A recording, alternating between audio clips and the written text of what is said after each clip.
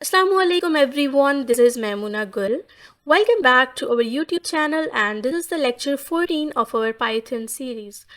हमारे last lectures में हमने फॉर लूप, वाइल लूप, इसके अलावा nested for loop, nested while loop को बहुत ही डीपली अंडरस्टैंड किया था। हमने multiple pattern problems and multiple practice questions को सॉल्व किया और आपके लिए डिफरेंट असाइनमेंट्स भी थी। होपफुली आपने उनको कंप्लीट किया होगा। आज के लेक्चर में हम कुछ मज़ीद पैटर्न प्रॉब्लम्स को डिस्कस करेंगे जिससे आपकी जो प्रॉब्लम सॉल्विंग स्किल्स हैं वो इम्प्रूव होंगी। This lecture focus on logic building using loops. आज के लेक्चर में जैसे कि मैंने आपको बताया हम लॉजिक बिल्डिंग पे काम करेंगे लूप्स को यूज़ करके। ठीक है, patterns are not about stars, they are about understanding nested loops and how rows and columns work. जिस तरह से हमने लास्ट लेक्चर्स में भी पैटर्न प्रॉब्लम्स को डिस्कस किया था, तो इट्स नॉट अबाउट कि हमने स्टार्स को प्रिंट करना है। इससे आपकी जो है वो प्रॉब्लम सॉल्विंग स्किल्स इम्प्रूव होती हैं। इससे आपको समझ आती है कि आपने नेस्टेड लूप्स को किस तरह से यूज़ करना होता है। जो हमारे पैटर्न प्रॉब्लम्स हैं इनमें जो एक कोर कॉन्सेप्ट है वो ये है कि जो हमारा आउटर लूप होता है वो रोज़ को रिप्रेजेंट करता है, वो रोज़ के लिए हम यूज़ करते हैं। इसके अलावा जो हमारे इनर लूप्स होते हैं वो कॉलम्स के लिए हम यूज़ करते हैं। हमारे फर्स्ट पैटर्न है पैटर्न 1 स्क्वायर पैटर्न। ठीक है, नेस्टेड फॉर लूप को इसमें हम यूज़ करेंगे। स्क्वायर पैटर्न हमने पहले भी सॉल्व किया है, हम जल्दी से उसको रिवाइज कर लेते हैं अगेन। यहाँ पे सबसे पहले हमने क्या किया, n इक्वल्स टू 5 ले लिया है। स्क्वायर पैटर्न ये वाला है। ठीक है, यहाँ पे जो हमें आउटपुट में नज़र आ रहा है। इसमें बेसिकली क्या हो रहा है, हमारे पास जो है वो 5 रोज़ हैं।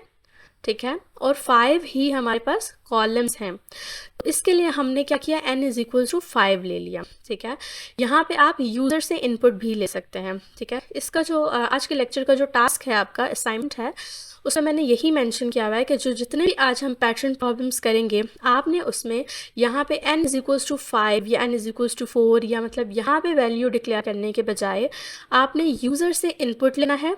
जो भी वैल्यू यूज़र इनपुट करेगा, चाहे वो 15 वैल्यू एंटर करे, आपने उसके अकॉर्डिंग अपने लूप्स लगाने हैं। ठीक है, आपने इस चीज़ को रिप्लेस करना होगा वहाँ पे यूज़र इनपुट से। तो वहाँ पे आप क्या यूज़ करेंगे, इनपुट फंक्शन यूज़ करेंगे। अभी के लिए हमने क्या किया है, n इज इक्वल्स टू 5 कर दिया है। ठीक है, अब हम जो है वो 2 लूप्स चलाएंगे क्योंकि हमें पैटर्न प्रॉब्लम्स को सॉल्व करना है। हमारा बाहर वाला जो लूप है, आउटर लूप है, वो हमें पता है वो कॉलम्स को डील करेगा और इसी तरह से जो हमारा इनर लूप है वो रोज़ को डील करेगा। यहाँ पे हमने क्या किया है, for i in range n।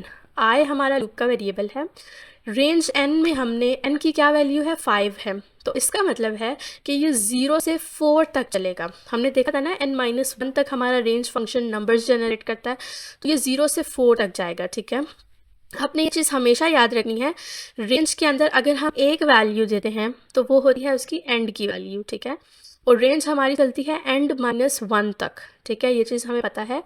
और रेंज स्टार्ट कहाँ से होगी, इस केस में 0 से स्टार्ट होगी अगर हमने स्टार्ट नहीं बताया हुआ। अगर हम यहाँ पे स्टार्ट बता दें, हम यहाँ पे बता दें कि 1 कॉमा n मतलब 1 से स्टार्ट हो और n तक जाए, तो इस केस में 1 से हमारे पास चलेगी 5-1 4 तक। 1 से 4 तक ही हमारे पास नंबर्स जो हैं वो जनरेट होंगे। बट अभी हमारे केस में हमने जस्ट n लिखा हुआ है, तो इसका मतलब है कि 0 से स्टार्ट होके n-1 तक हमारे पास नंबर्स जनरेट करने हैं। तो 0 से n-1, 0 से 4 तक हमारे पास नंबर्स जनरेट हो जाएंगे। तो 0 से 4 तक का मतलब ये है कि हमारे पास 0 1 2 3 4 5 मतलब ये 5 नंबर्स बनते हैं ना 0 से 4 तक, तो हमारे पास जो है वो 5 रोज़ जनरेट होंगी। ठीक है, इसी तरह से जो हमारा इनर लूप है वो कहाँ से कहाँ तक चलेगा, वो हमारे पास j हमने लूप का वेरिएबल लिया है। ठीक है, ये हमारे पास चलेगा रेंज n तक ही। जितनी रोज़ हैं उतने ही कॉलम्स हैं ना हमारे पास, इस केस में जितनी हमारे पास रोज़ हैं उतने ही कॉलम्स हैं। तो ये एक स्क्वायर पैटर्न है, इसलिए हमारा यहाँ पे जो लूप है इनर भी वो भी रेंज n तक ही चलेगा, मतलब 0 से 4 तक ही चलेगा। और इसमें हमने क्या किया है, हमने स्टार को प्रिंट किया है और एंड में हमने स्पेस दे दी है। ठीक है, उसके बाद हमने प्रिंट का एक एम्प्टी फंक्शन यूज़ किया है, जिससे क्या होगा, हमारे पास नेक्स्ट लाइन पे मूव कर जाएगा और हमारा नेक्स्ट जो आइट्रेशन है वो उसके जितने भी स्टार्स प्रिंट होंगे वो हमारे पास नेक्स्ट लाइन में होंगे। देन अगेन हमारा नेक्स्ट लाइन पे मूव करेगा और इस तरह से ये हमारे पास एग्जीक्यूट होगा। ये तो एक बहुत ही बेसिक सा पैटर्न प्रॉब्लम था जो हमने पहले से भी किया हुआ था। तो हमने इसको रन किया, हमारे पास ये आउटपुट आ गया।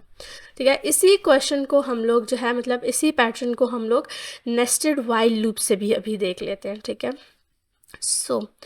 नेस्टेड वाइल लूप से जब हम इसको करेंगे तो ये हमारे पास जो है वो इसका कोड होगा। हमने क्या किया, इसमें हमारे पास जो है वो थोड़ी सी लूप्स की कंडीशंस चेंज होंगी, बाकी ये है कि आउटपुट हमें सेम वही मिलेगा, ठीक है। चाहे हम नेस्टेड फॉर लूप यूज़ करें, चाहे हम नेस्टेड वाइल लूप यूज़ करें, इन दोनों को आपने प्रैक्टिस करना है। जो भी पैटर्न प्रॉब्लम्स हम आज डिस्कस करेंगे, आपने उनको नेस्टेड फॉर लूप से भी करना है और नेस्टेड वाइल लूप से भी करना है। सो यहाँ पे हमने क्या किया, हमने n=5 अगेन उसी तरह से। अब यहाँ पे हमें पता है कि जो जितने भी हम लूप्स बनाएंगे, लाइक एक हमारे पास ये वाइल लूप है आउटर ये वाला, और एक हमारे पास है इनर वाइल लूप। तो इसमें हमें पता है ना, जो हमारा वाइल लूप है उसके लिए भी हमें एक वेरिएबल उससे पहले इनिशियलाइज़ करना होता है। तो यहाँ पे हमने क्या किया, i=0 कर दिया। इसी तरह से हमें पता है कि हमने जो इनर वाइल लूप लगाया है उसका भी हमें वेरिएबल पहले से डिफाइन करना है। तो j=0 हमने इसको कर दिया, मतलब i हमारा 0 से स्टार्ट होगा और कहाँ तक जाएगा, i<n 5 तक जाएगा। तो अगेन इसमें लेस देन n है ना, तो 4 तक जाएगा, ठीक है। तो क्या होगा, हमारे पास आएगा 0 1 2 3 एंड 4। तो हमारे पास अगेन क्या है, लेस देन की कंडीशन है। आपने इस चीज़ को देखना है, अगर यहाँ पे लेस देन इक्वल होगा तो वो 5 तक जाएगा, बट यहाँ पे हम चूँकि 0 से स्टार्ट करें तो हमने 4 तक लेके जाना है, क्योंकि हमें 5 टाइम्स आइट्रेशंस चलानी है ना। तो 0 से 4 तक जब हम करेंगे तो हमारे पास 5 आइट्रेशंस चलेंगे। इसी तरह से एक दूसरी बात आपको ये भी पता है कि जो हमारा वाइल लूप होता है उसका जो हमारा लूप का वेरिएबल है उसको हमें खुद अपडेट करना पड़ता है। तो इसके लिए हमने क्या किया, जो हमारा आउटर वाइल लूप है ये वाला, इसके लिए हमने यहाँ पे क्या किया है, i+1 किया, i+=1, मतलब i=i+1। इसको हम इस तरह से लिख सकते हैं ना, i=i+1, मतलब इंक्रीमेंट हो जाएगा यहाँ पे। तो ये चीज़ हमने आउटर फॉर लूप देख लिया। अब हम देखते हैं जो हमने इनर फॉर लूप लगाया है j के लिए, कॉलम्स के लिए, उसमें भी हमने क्या किया, j=0 कर दिया और हमने कंडीशन लगाई j=n, मतलब जितनी बार हमारा आउटर लूप चले उतनी बार ही इनर लूप चले, क्योंकि हम स्क्वायर प्रिंट कर रहे हैं, ठीक है। तो यहाँ पे ये कंडीशन होगी। बाकी प्रिंट फंक्शन बिल्कुल उसी तरह से है, क्योंकि हमने स्टैटिक्स ही प्रिंट करने हैं और हमने स्पेस ही प्रिंट करनी है। उसके बाद अब हमारा जो इनर लूप है उसको भी हमने इंक्रीमेंट करना है, तो हम यहाँ पे उसको भी इंक्रीमेंट कर देंगे। और अगेन प्रिंट फंक्शन हमने फॉर लूप में भी यूज़ किया था, यहाँ पे भी यूज़ होगा, क्योंकि हमें सब कुछ एक ही लाइन पे प्रिंट नहीं करना, हमने इसको जो है वो नेक्स्ट लाइन पे प्रिंट करना है, नेक्स्ट आइटरेशन को। अगर हम इसको अभी के लिए रिमूव कर दें और हम इसको रन करके देखें तो यहाँ पे आप देख सकते हैं हमारे पास सारे जितने भी स्टार्स हैं, स्टैटिक्स हैं, एक ही लाइन में प्रिंट हो गए हैं। तो अब हमें तो एक लाइन में प्रिंट नहीं करने हैं ना, हम चाहते हैं कि एक आइट्रेशन के बाद जो दूसरी आइट्रेशन चले उसमें जितने स्टार्स प्रिंट होने हैं वो हमारे पास नेक्स्ट लाइन में प्रिंट हो। तो इस चीज़ के लिए हमने यहाँ पे जो है वो यूज़ किया था प्रिंट का एम्प्टी फंक्शन, ठीक है। तो यहाँ पे हम इसको अगेन रन करके देख लेते हैं। अब हमारे पास जो है वो प्रिंट हो गया है स्क्वायर का पैटर्न। तो अभी हमने क्या किया है, हमने स्क्वायर पैटर्न को नेस्टेड फॉर लूप से भी देखा है और नेस्टेड वाइल लूप में भी देखा है। तो इनको आपने जो है वो खुद से प्रैक्टिस भी करना है और इसका ड्राई रन भी करना है, ठीक है। अब हम हमारा आज का जो नेक्स्ट पैटर्न है उसको देख लेते हैं, पैटर्न 2। पैटर्न 2 हमारे पास है राइट ट्राइंगल, ठीक है। पहले हम नेस्टेड फॉर लूप से देखेंगे, देन इसको वाइल लूप से भी देख लेंगे। सो राइट ट्राइंगल क्या है, डज 1, ठीक है। हमें इस तरह से प्रिंट करना है, सबसे पहले 1 स्टार, फिर 2 स्टार्स, फिर 3, फिर 4 और फिर 5। हमें अब इस तरह से प्रिंट करना है। तो हमने यहाँ फॉर लूप के थ्रू किया है, अगेन n=5 लिया, क्योंकि हमें 5 रोज़ चाहिए हैं, ठीक है। बट आपको मैंने पहले भी बताया कि आपने ये चीज़ जो है वो यूज़र इनपुट पे आपने ये चीज़ जो है वो परफॉर्म करनी है। यूज़र जो भी वैल्यू एंटर करेगा, जितनी भी रोज़ उसको चाहिए होंगी, आपने उसके अकॉर्डिंग इन लूप्स को चलाना है, ठीक है। अगर हम अभी के लिए भी अगर मैं आपको करके दिखा दूँ, n=int इनपुट फंक्शन में हम यूज़र से पूछें enter the number of rows, ठीक है। तो अभी के लिए अगर हम इसको ड्राई रन करने से पहले हम इसको रन करके देख लें, तो नंबर ऑफ़ रोज़, अगर यूज़र ने कहा कि नंबर ऑफ़ रोज़ उसको चाहिए है 10, तो हमारे पास क्या होगा, 10 के लिए पैटर्न जो है वो हमारे पास ड्रॉ हो जाएगा। जिस तरह से आप देख सकते हैं यहाँ पे हमारे पास 10 रोज़ हैं। इसी तरह से आपने बाकी प्रॉब्लम्स को यूज़र इनपुट पे जो है वो रन करवाना है, ठीक है। हम यहाँ पे पहले से फिक्स नहीं कर रहे हैं वैल्यूज़, तो अभी के लिए हम इसको अगेन कर देते हैं 5, ठीक है। अब हम देखते हैं हमारा आउटर लूप कितनी बार चलेगा और इनर लूप कितनी बार चलेगा। आउटर लूप में हमने आई इन रेंज देख सकते हैं 1 से n+1 तक चलाई है, ठीक है। वन का मतलब है कि हमने अगर यहाँ पे जैसे हमारा पहला वाला प्रॉब्लम था उसमें हमने जस्ट एक वैल्यू दी थी एंड की, तो वहाँ पे लूप स्टार्ट होता है ज़ीरो से। जब आप रेंज फंक्शन में एक ही वैल्यू देते हैं, आप उसको स्टार्ट नहीं बताते हैं, वो ज़ीरो से स्टार्ट करके n-1 तक जाता है। बट यहाँ पे आपने क्या किया, आपने स्टार्ट भी बता दिया और आपने एंड भी बता दिया। आपने कहा कि n+1 तक जाना है। तो यहाँ पे आपके लिए जो नंबर जनरेट होंगे वो कितने होंगे, 1 होगा, 2, 3, 4। आप देख सकते हैं यहाँ पे क्या है, 5 है ना, तो यहाँ पे क्या हो जाएगा, 5+1 6 हो जाएगा। और 6 से हमारा जो लूप है वो कहाँ तक चलता होता है, रेंज फंक्शन n-1 तक। तो 6 - 1 5। तो यहाँ पे आप देख सकते हैं 1 2 3 4 5 तक हमारे पास जो है वो आउटर लूप चलेगा। अब इस आउटर लूप के लिए जो हमारा इनर लूप है वो हमने कितनी बार चलाना है, ठीक है। अब यहाँ पे थोड़ा सा डिफरेंस आएगा क्योंकि हमारा पैटर्न डिफरेंट है ना। पहले तो हम स्क्वायर प्रिंट कर रहे थे, तो हमारी आउटर लूप की कंडीशन भी सेम थी और इनर की भी सेम थी।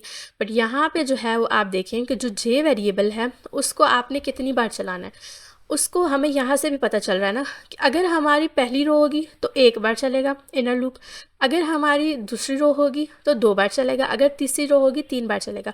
ये पैटर्न हमने आई थिंक पहले भी सॉल्व किया था। तो इसमें ये हमारी कंडीशन बनेगी कि जो हमारी आई की वैल्यू होगी, मतलब जो हमारी रो की वैल्यू होगी, उतनी बार हमारा इनर लूप चलेगा। तो हमने यहाँ पे रेंज ऑफ आई कर दिया है, ठीक है। तो फर्स्ट टाइम अगर हमारा यहाँ पे रेंज जो आउटर लूप है वो क्या है, 1 है, ठीक है। फर्स्ट टाइम 1 होगा ना आउटर लूप। 1 के लिए हमारे पास इनर लूप कितनी बार चलेगा, एक ही बार चलेगा। तो हमारे पास इधर अंदर आ जाएगा, यहाँ पे स्टार प्रिंट हो जाएगा और एंड, और फिर नेक्स्ट लाइन में जैसे ही मूव करेगा उसके बाद हमारा जो है वो इंक्रीमेंट होगा वेरिएबल। अब हमारे पास आई की वैल्यू 2 हो जाएगी। 2 के लिए हमारे पास कितनी बार चलेगा, 2 टाइम्स चलेगा, ठीक है, 1 और 2। तो यहाँ पे हमारे पास 2 स्टार्स प्रिंट हो जाएंगे, इसी तरह से 3 प्रिंट होंगे, इसी तरह से 4 प्रिंट होंगे। मतलब यहाँ पे जो चीज़ समझने वाली है वो जस्ट ये रेंज की कंडीशंस होती हैं, ठीक है। आपको इसको बहुत अच्छे से लिखना होता है समझ के कि आपकी कितनी बार लूप्स चलने चाहिए हैं। और दूसरी चीज़ यहाँ पे स्टार, लाइक आप क्या प्रिंट करवाना चाह रहे हैं। अभी तो हम स्टार्स प्रिंट करवा रहे हैं ना, तो हमने हमारा प्रिंट फंक्शन सेम है, चाहे हम स्क्वायर का पैटर्न जो है वो जनरेट कर रहे हैं, यहाँ हम जो राइट ट्राइंगल है वो जनरेट कर रहे हैं, हमने यहाँ पे स्टार ही लिखना है। बट अभी जो हम और प्रॉब्लम्स करेंगे वहाँ पे स्टार नहीं होगा, वहाँ पे 1 2 3 नंबर्स होंगे ना। तो यहाँ पे आपने ये चीज़ देखनी होती है कि यहाँ पे आपने प्रिंट क्या चीज़ करवानी है, अपने आई प्रिंट करवाना है, आपने डे प्रिंट करवाना है, या आपने कुछ और प्रिंट करवाना है। तो ये बेसिकली 3 चीज़ें आपने यहाँ पे जो है वो बहुत ध्यान से लिखनी होती हैं। इस तरह से हमारा जो राइट ट्राइंगल का प्रॉब्लम है वो हमने सॉल्व किया। होपफुली आपको समझ आई होगी। आप जब इसको ड्राई रन करेंगे खुद से पेपर पे, आपको फिर ज़्यादा चीज़ें क्लियर हो जाएंगी। अब हम इसका जो है वो वाइल लूप से भी देख लेते हैं इस पैटर्न प्रॉब्लम को। ये हमारे पास है वाइल लूप के थ्रू। यहाँ पे भी कुछ बहुत ज़्यादा डिफरेंस नहीं है। n=5 है, हमारा लूप का वेरिएबल 1 से स्टार्ट हो रहा है, n तक जा रहा है, मतलब 1 से स्टार्ट हो रहा है, 4 तक जा रहा है, n, ठीक है, मतलब 5 तक जाएगा। यहाँ पे आप देखें, यहाँ पे कितने नंबर्स होंगे, 1 के लिए चलेगा 1 2 3 4 और 5, क्योंकि हमारी कंडीशन है ना इक्वल्स टू भी है, तो आपने 5 तक इसको चलाना है, मतलब 5 हमारे पास रोज़ जनरेट होंगी। तो इसी तरह से जे का वेरिएबल है, j <= i तक चलेगा, ठीक है। यहाँ पे आप इस कंडीशन को देख रहे हैं, जो जे है वो कितनी बार चलेगा, आई तक, जितना आई है उससे लेस देन या उसके इक्वल। तो आई अगर पहली बार 1 है तो इनर लूप हमारा एक बार चलेगा, क्योंकि हमने ये वाला पैटर्न सॉल्व करना है ना। तो इसमें हमारे पास, हमने पहले भी देखा है कि हमारे पास जो रो नंबर है उतने ही हमारे पास जो है इनर लूप ने चलना है। अगर पहली रो है तो एक बार, दूसरी रो है तो 2 बार, ताकि हम इस तरह का पैटर्न जो है वो जनरेट करवा सकें। तो यहाँ पे अगेन हमने प्रिंट फंक्शन में यूज़ किया है स्टैटिक, और उसी तरह से प्रिंट फंक्शन का होपफुली अब आपको समझ आ गई होगी हमने क्यों लिखा होता है प्रिंट फंक्शन। और अगर हम ये नहीं लिखेंगे तो हमारा पैटर्न किस तरह से होगा, देखें। अगेन हम इसको कमेंट आउट कर देते हैं, ओके, रिमूव कर देते हैं, और आप ये देख सकते हैं आपका सारा कोड जो है वो एक ही लाइन में आ जाएगा, ठीक है। इस चीज़ को अवॉइड करने के लिए हम लोग प्रिंट फंक्शन यूज़ करते हैं। अभी तक हमने जो है वो अपने 2 पैटर्न प्रॉब्लम्स को देखा है, फॉर लूप के थ्रू भी और वाइल लूप के थ्रू भी, nested for loop and nested while loop. अब हम नेक्स्ट पैटर्न पे मूव कर जाते हैं जो कि है इन्वर्टेड राइट ट्राइंगल। ठीक है, पहले हमारा जो ट्राइंगल था उसमें पहली रो में 1 था, दूसरी रो में 2, तीसरी में 3 स्टार्स, चौथी में 4 और पांचवी में 5। अब हमारा इन्वर्ट हो गया। ठीक है, अब पहली में 5 हैं, फिर 4 हैं, 3 हैं, 2 हैं और 1 है। तो इस तरह का जो पैटर्न होगा, अब इसके लिए हमें समझ आ रही है ना कि हमने डिक्रीमेंट करना है चीज़ों को। जो हमारा वेरिएबल है वो डिक्रीमेंट होगा, ना कि इंक्रीमेंट। पहले अगर 5 प्रिंट हो गए, नेक्स्ट टाइम हमारे लूप को 4 बार चलना चाहिए। अगर नेक्स्ट टाइम चल गया है तो हमारा उससे नेक्स्ट टाइम 3 टाइम्स चलना चाहिए।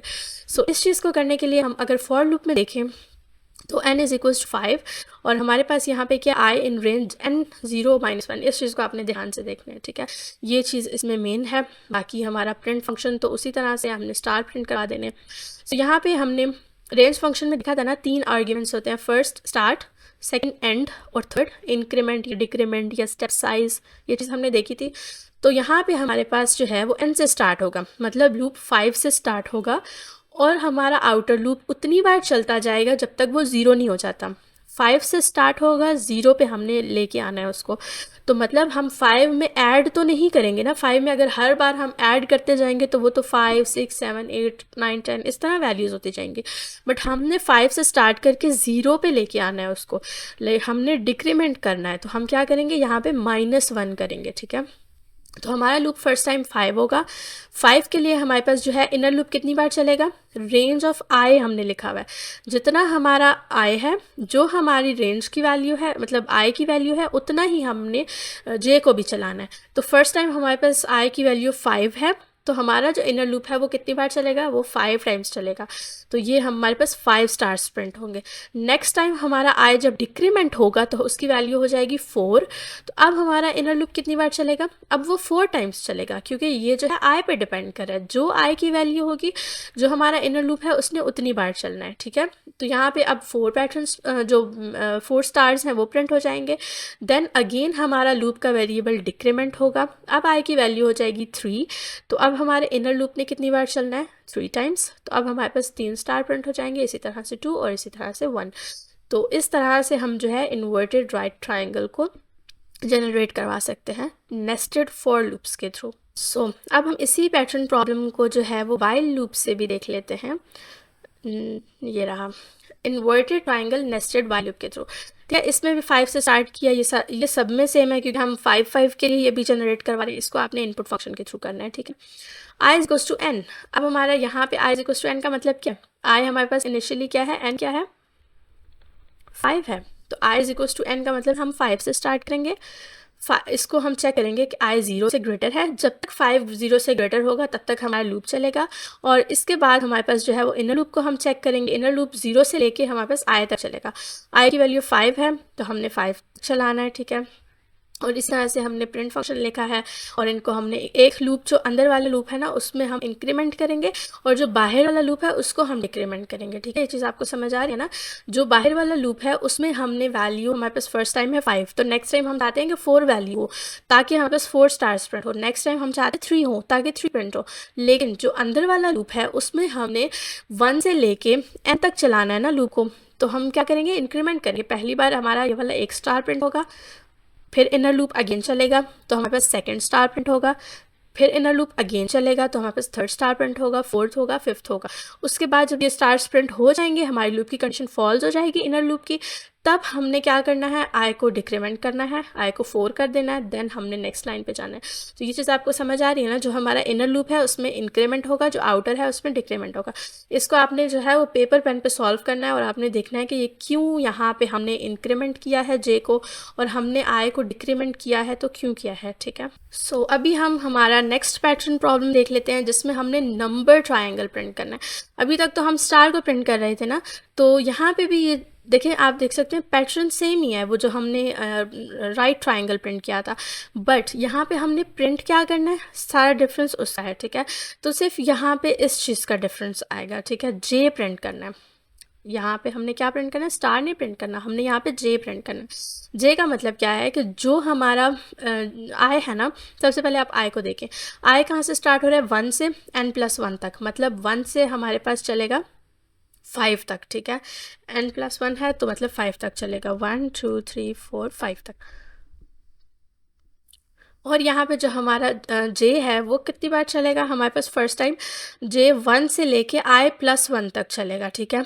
तो 1 से लेके i+1, आई में क्या वैल्यू है, फर्स्ट टाइम 1 है, तो मतलब 1 से 1 तक 1 और i+1 1 है, तो हमारे पास एक ही बार चलेगा, ठीक है। और हमने प्रिंट क्या करवाना है, हमने जे प्रिंट करवाना है, ठीक है। तो उससे क्या होगा, हमारे पास 1 प्रिंट हो जाएगा।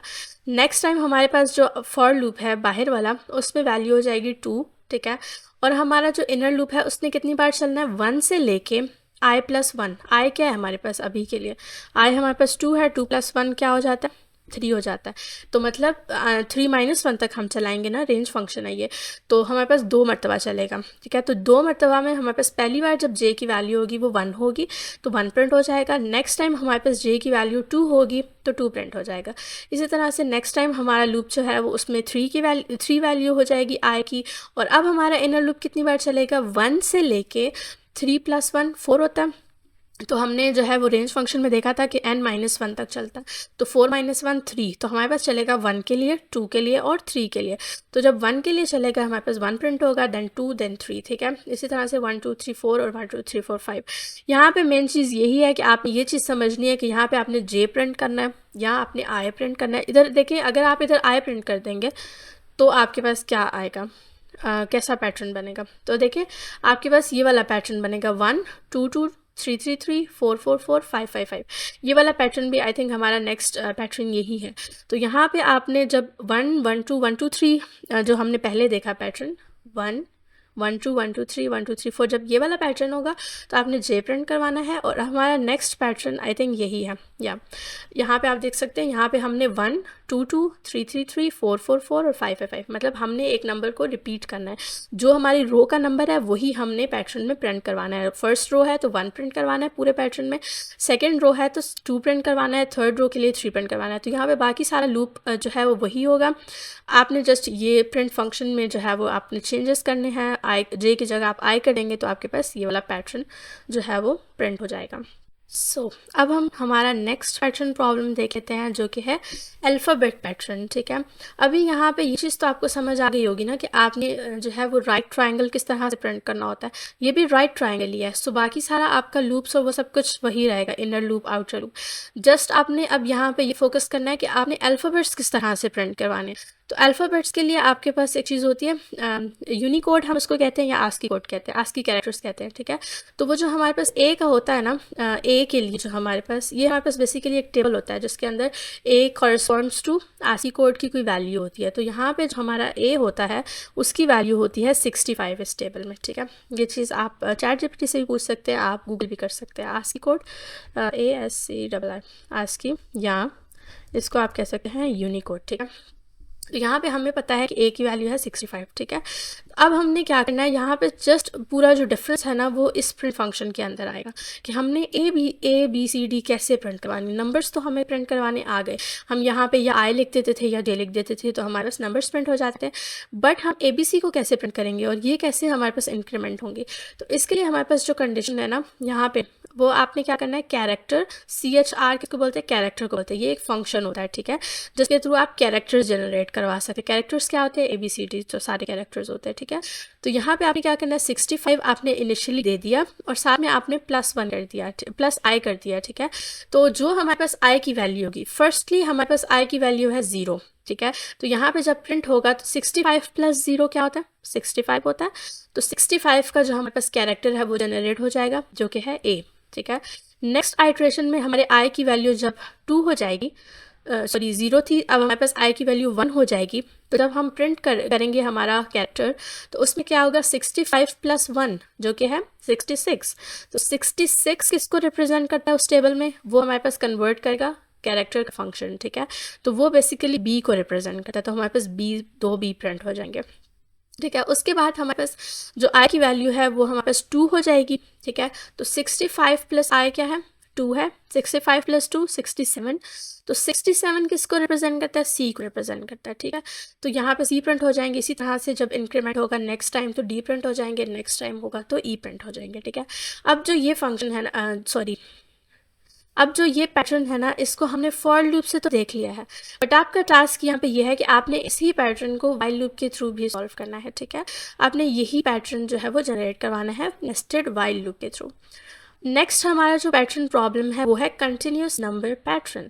मतलब यहाँ पे हमने क्या प्रिंट करना है, 1, नेक्स्ट में 2 3, मतलब 1 2 3 4 5 6 7 8 9 10, मतलब पूरी एक काउंटिंग प्रिंट करवानी है, ठीक है। लेकिन हमने राइट ट्राइंगल की फॉर्म में करवानी है।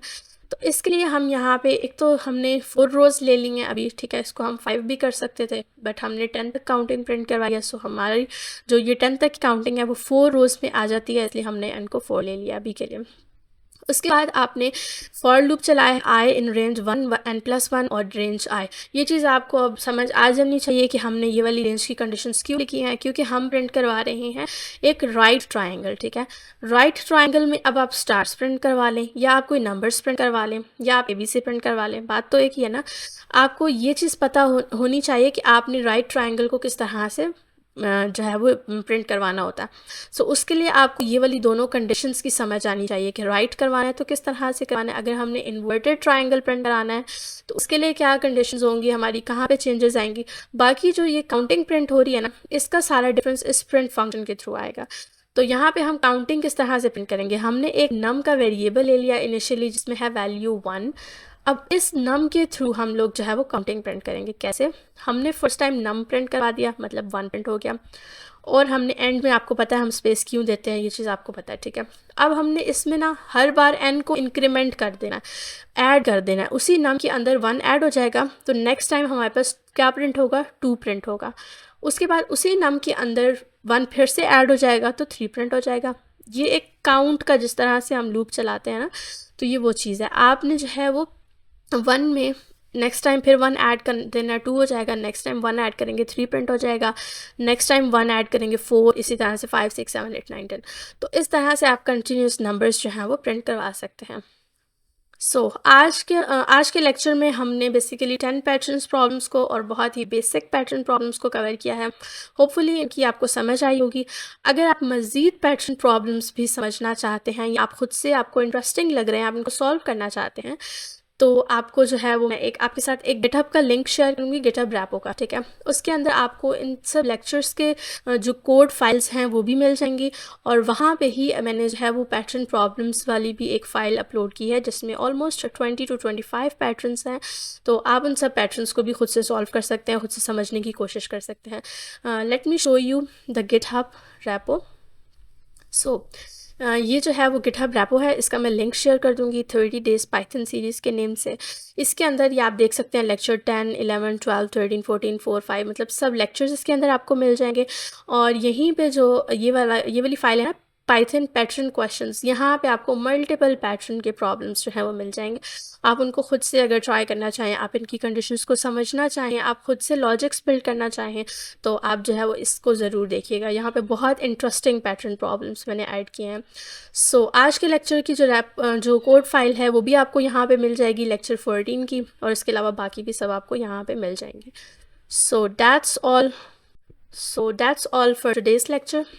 आपके लिए असाइनमेंट टास्क ये है कि एक तो आपने इन सब पैटर्न प्रॉब्लम्स को खुद से कोड करना है, खुद से इनके लॉजिक्स बिल्ड करने हैं, उनको समझने की कोशिश करनी है।